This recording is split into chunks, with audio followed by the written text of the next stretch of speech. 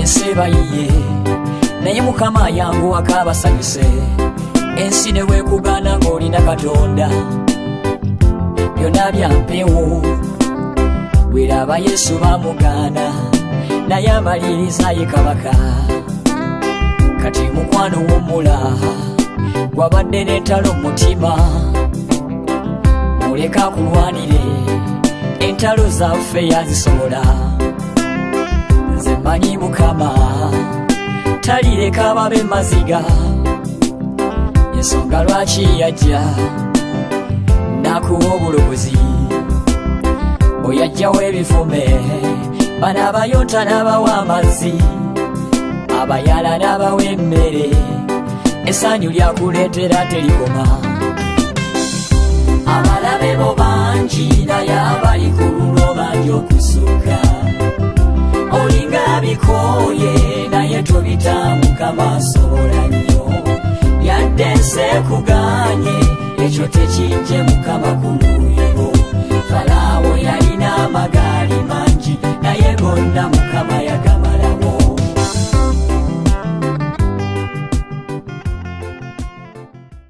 Chenda mu 8:7 emmere y'omwoyo gwo programu mwangu sitawanika amanyanze jina era ng'eddakiika zo ziri 2 zeziise ku ssaawa 7 tuli mu ssaawa yaffe ey'okubiri era nga tusinzira wano ku lusozi Mutundwe okubeera nga ate tukuweereza ali eyo munnange njagala okujjukiza nti olunaku lwankya okutandika n'olunaku olw'enkya tugenda kubanga ate tuyingira mu kusiiba n'okusaba olunaku lwankya olw'okuna n'olwokutaano tugenda kubanga tuyingira mu kusiiba n'okusaba wano Mutundwe n'olw'ensonga eyo munnange weeteeketeeke amasavu galye leero gakome leero amasavu gakoma leero ate tulina omuwanguzi waffe omukyala Specioza mukyala Besije musigala mukazigo kamwe musigala waawo mwoki ekyaddako kugali amalogo kinerabidde okugamba nti amalogo gali musajja n'atandika okubeera ng'omugga gujjayo kiboka eruma maama yankubanga emigo omwenge ne gutandika omwami wange n'alyoka anywa ekiyitibwa omwenge nga buli kadde akomawo manya avuga boda akomawo zimukubye ebigo atirika misaayi ebyennyanja abigenda mu kumakya n'azireeta nga bw'omanya nti omuntu tajja kutuulira ku mulimu gumu alina ekidduka ng'alina ogenda n'ayiyayiyaebyennyanja bibeerayo ka misana kumakya olunaku n'abavuga ku boda temwagulayo yadde kapoloti mu biseera ebyo simanyi kikyaliwo sente zaali za kikolimo samba sente zagiryanga musumba nkubuye abantu tuli bubi abantu bali bubi ekintu nga kijja kyabanga sente kyatolangako obutozi naye kyatwalanga ne mu buliwo nga nezaffe tezirina mulamwa ze kitulekeddeko kujjako ebizibu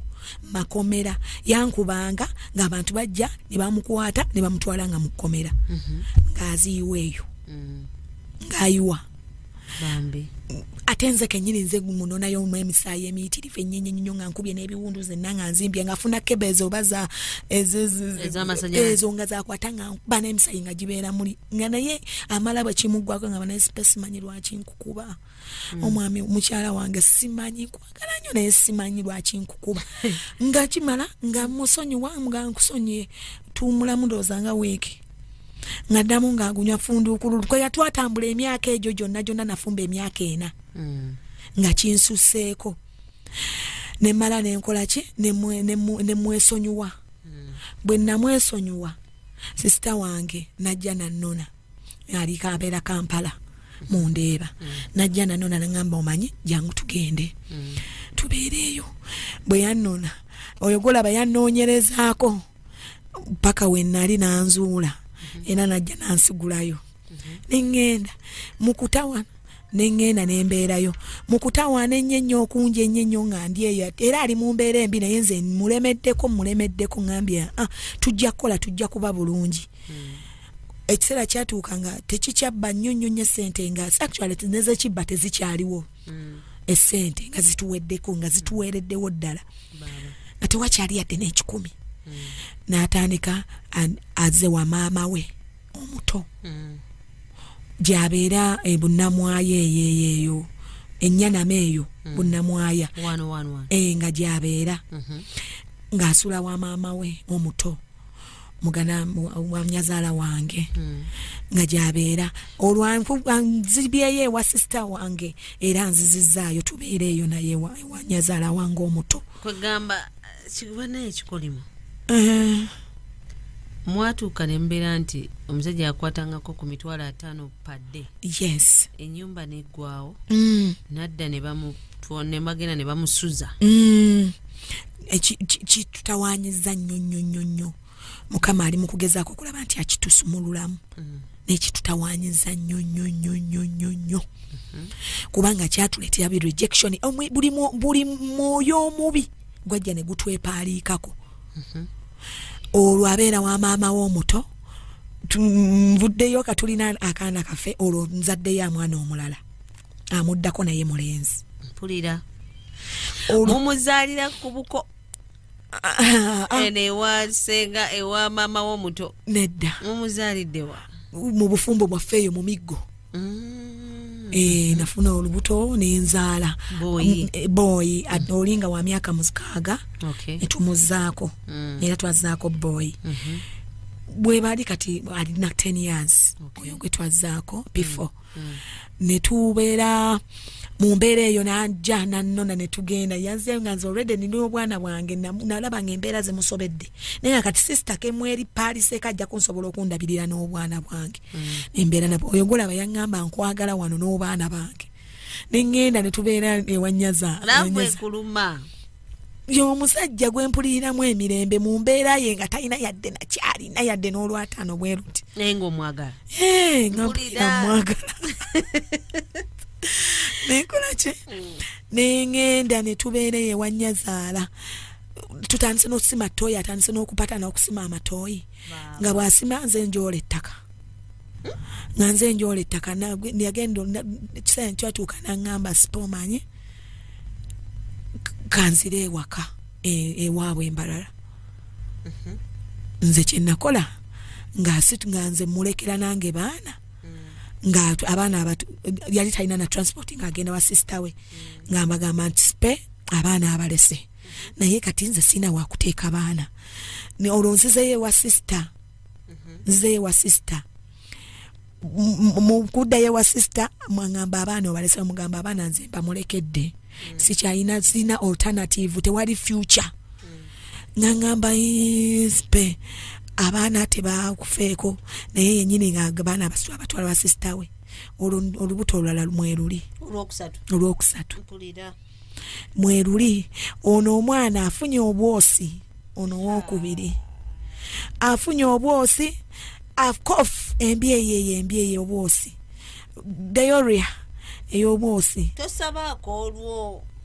ntandiikiriza okwewa Katonda Yesu olwo ntandise Yesu obanga okyateekayo soda waffe eri mu kasonda ebyo nabivaamu ebyo nabyokya n'emikeeka nagyokya kyekikuleetera ogyokya ndi mu charismatic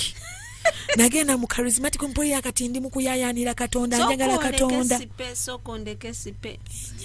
wakati mu emikeeka gino gigwerawo olyoka otuuka okubeera nga ogaanaye banna kanjokye okuba n'obuvumu obwokya emikeeka gibuvaawa esente ziweddewo bwe biba bituwa lwaki byakkiriza esente ziggwewo ate nga tubigabulira ebirungi sibo nga bimanyi n'okwoyoyayo ku kanyama ne tusiikanga bw'onyoya akanyama era n'omwami wange ekyekyoyo ekiri kikyamuliko amanyi okubeerawo n'abuubuuka nnyo ayagala ennyama ensiike just ensiike nga mulimu birungo alye aweweerera bw'amala ogirya nga aweweera devil is a liar bwe biba bituyamba nnyo bitukuuma nnyo accident ezaava ku musajja esente ziweddewo entalo enfe ku mizigo ffe ba fighter kwe batalina bufu kyokka mbu tulina ebitukuma yagenda okudda yasanga mbikumyeko omuliro nzaaganzi gonna ng'asizza ebyo ebigiraasi byonna byasizza mbikumyeko omuliro teyakuba gwe emigo yankuwa ne mugamba nze nkooye sitaani nkooye nkoye era munonze bwopozo n'ebintu abitandise okugenda byonna byonna bitunza abimaze mu nju tusigadde peke ne mugamba bw'oba oyina obikuyamba nnyo lwaki tuli mu ebintu bituuseewo mwana tonzima nnyo maaso ekimala kikola kikimala charismatic alumye mwana wange ku mugongo zuzuzu tulumbi kisubi sister immaculate obo mutegeero yalinga nnyonnyonyo mu charismatic ne gogonya sister we gogonya baje erinya lya Immaculate Sisters of Immaculate Heart yes olwo mpulira Yesu ambubujja ntandika okufuna mpulira ndi enyonta ejja sikyayagala kumanya masabo fire ngamugamba nze nkubulire kati oba kundeka njagala kasitondekera Katonda kindonzise omwana waali nate sinaba nakuzaala na mwana oyo wakubiri omwana twamuzaala 29 olwo omuganze nkoze eki olwo kwe kugenda oluvannyuma n'ogenda ewa sister wo ng'omwana muntu mulina olwo oluvannyuma lw'okubeera nti nno oyo kyemmandwa z'omusajja olwo mwawukanamu gw'ogenda sister wakukima mugenda genda maaso ankubye bubi nnyo nagenda ewaffe nga nze nanzijjudde zikebo z'emisaayi mu mugongo yonna banyigisa na mpiso treatment yali ya mpiso nendwala nnyo omwana mulina ne kalina akakulu olubuto lwagwamu olubuto lwagwamu wano mutwasimira toyi ng'amamumaze okuddingana tuzingana nkimyeyo wa sister wange kati olwo ne tubeera nga mweyembeera natuuka eseera ne mugamba omanyi Nathan nze munnange kirabika okuba obulamu bwe ntuusa nakusima toyi tewali kyakulya nyazaala we naye amwekyangiddeko awulira amukooye reaction ekiyinja ennyo ne mugamba omanyi nze ngenze already olubuto mweruli lwa myezi 4 tusima toyi yasi tewali mmere tufune ku kasente tufune kyetulya ne mugamba nze nkoze eki nze ngenze ne mbamulekera abo ababiri mmanyi olubuto munina olubuto kantobe n'olubuto asaba no nabateeka ku nsi oli ndowooza yali wa 2 years nga agenda kuweza 3 ono second born waffe Bahati Christopher nga nkola kinga asitula abaana abatwala ba sister wezza naawo nga mugamba spansuulidde abaana tamanyi nti oli lubuto akitegeera naye ng'ate embeera zendimu awulira tayagala kuwulira kiki kigambo kiyitibwa lubuto ku mbeera ze twali tuyitamu temulina kasente tewali yadde n'olwataano naye nti era essanyu lyalina kuvaawo mwalina okujja essanyu wakati mu bizibu byonna awe walina okuva essanyu nali ndyawo ng'essimu eruma mulamu spe kyokoze tekiriiyo wabula tubadde tusaba ojja otusinkaneko jangu ngambagamba nja kujja evening olwo nafunye n'akalimu mukyala ali eyo hajati ayina atunda spare ampadde omulimu ansasula 10,000 ogenda okuyiga spare olwo iye nampa omulimu omukyala anzuula naye nti nnina olubuto agamba nange ono agenda okunkolerawo emyezi 3 agende yanzuula ng'olwo nkozeewo okondooza n'emyezi ng'ereena bwe gityo anzuula nga ndi lubuto akubira baba wange waliwo step waffe naye sister wa step waffe muwalawe yanfunira omulimu ogwo olwo ntandise okubundabunda sina wensula mundeebe eyo gadini ya munda eyo ng'oyingidde eyo munda eyeeyo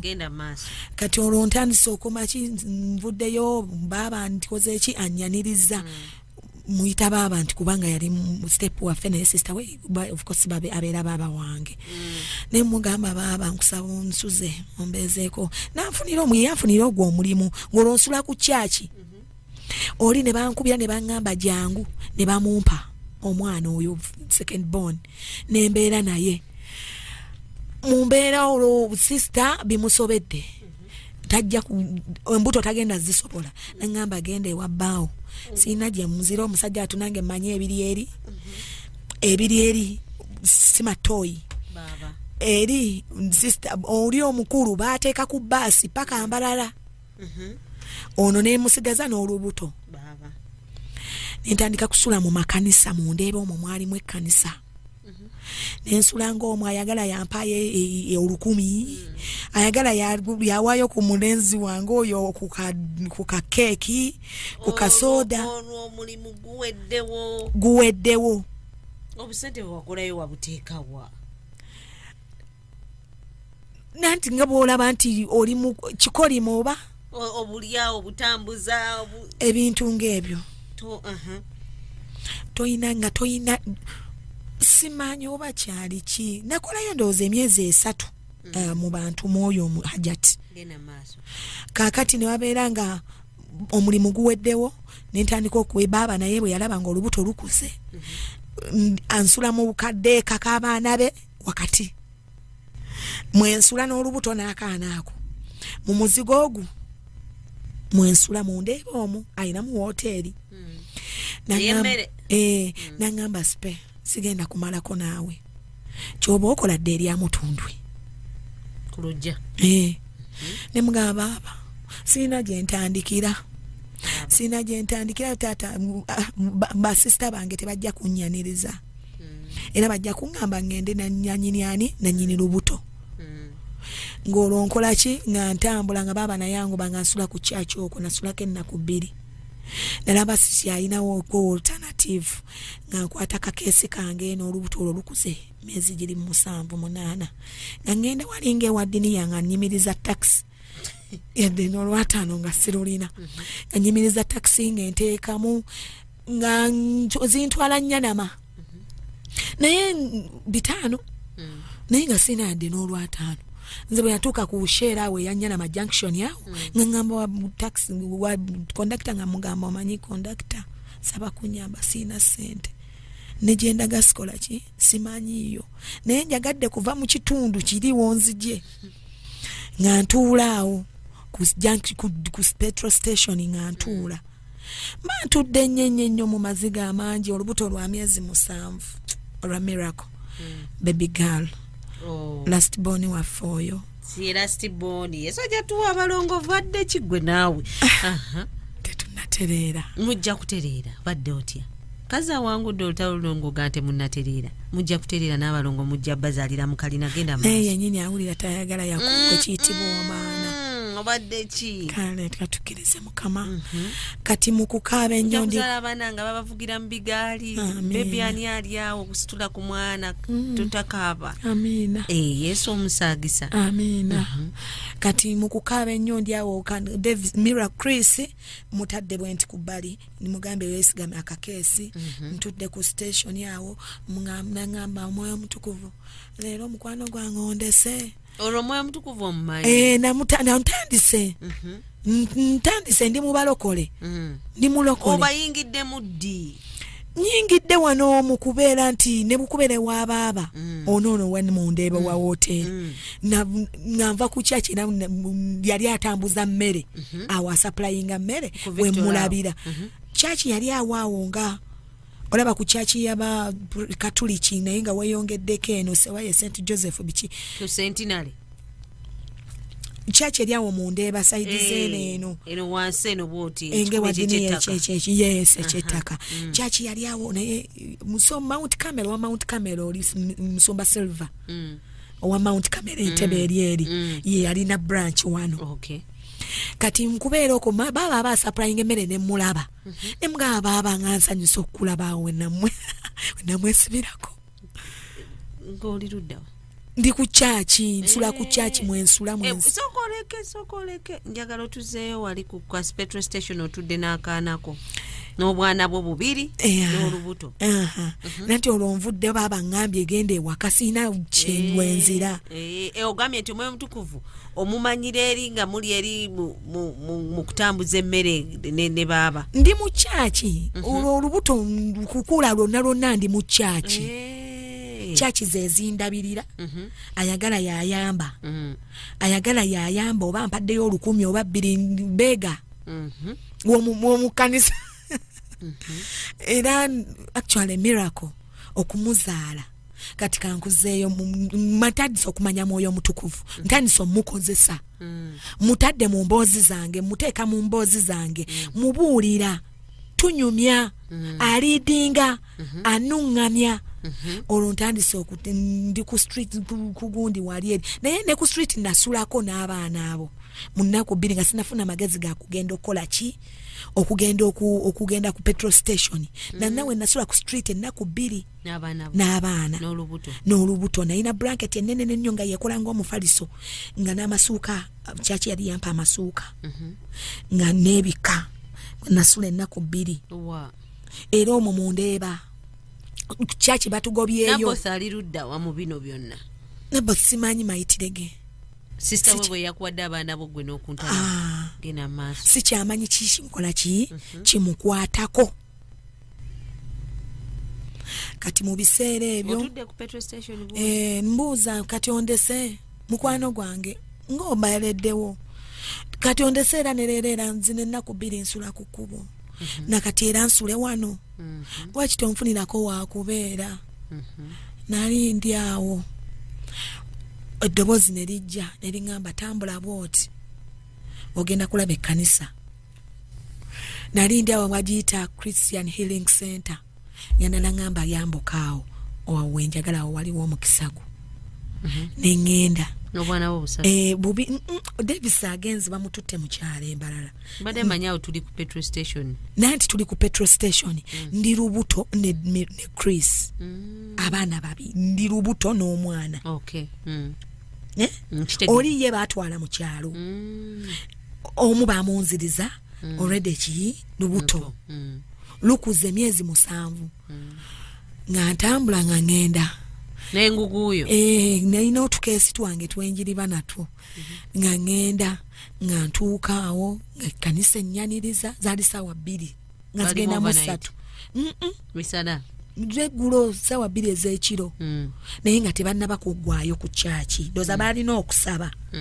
naye nga bwomanyi nti wabaawo baba asha abaggala amakyaki bikinga ebyo asha nannyaniriza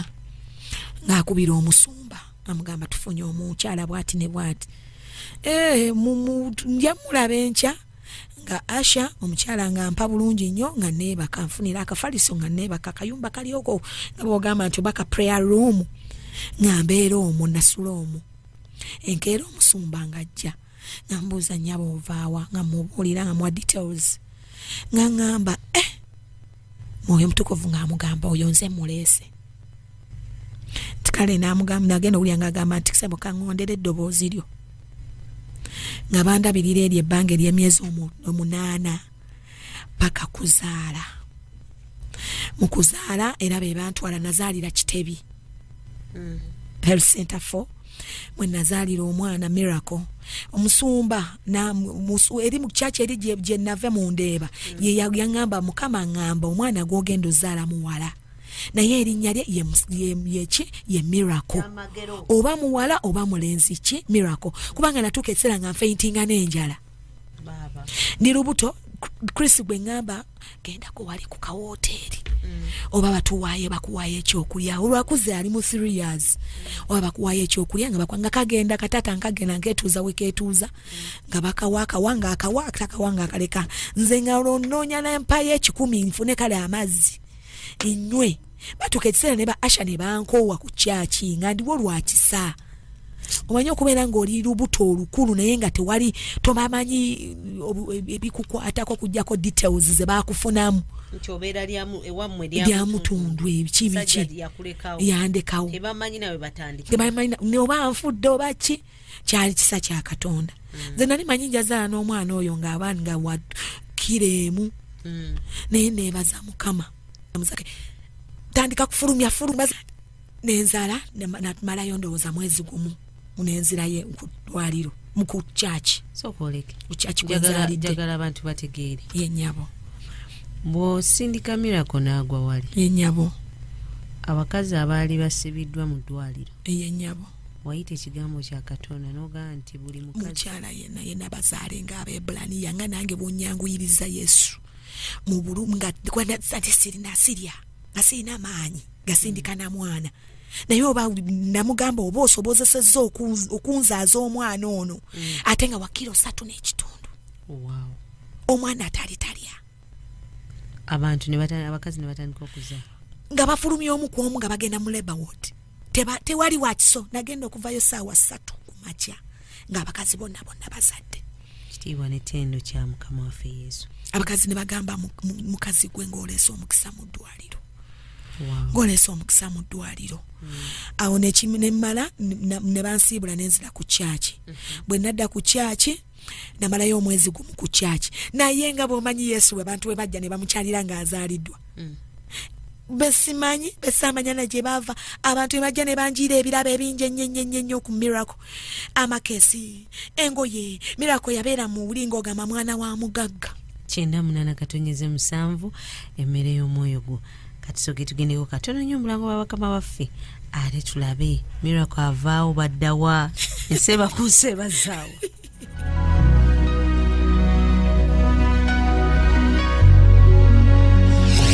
Kinda mu munana katonyeza musanvu emmere y'omwoyo gwo.